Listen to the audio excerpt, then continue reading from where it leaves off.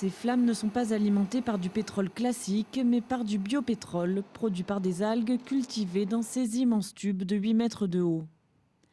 Un concept imaginé il y a 5 ans par des chercheurs français et espagnols à Alicante, dans le sud-est de l'Espagne.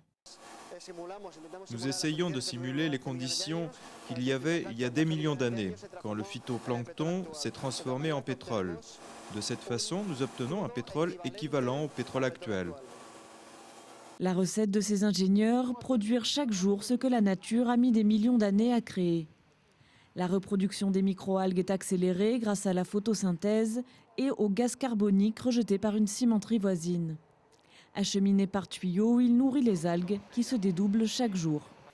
Ce liquide très concentré est filtré et permet l'obtention d'une biomasse transformée en pétrole.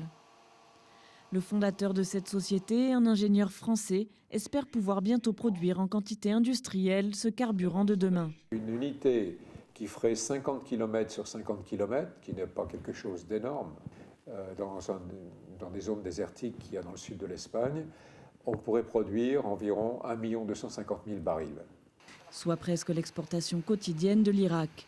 Il faut encore, selon lui, 5 à 10 ans pour passer totalement du laboratoire à l'industrie et devenir un jour, pourquoi pas, une alternative crédible au nucléaire et aux fluctuations des cours du pétrole.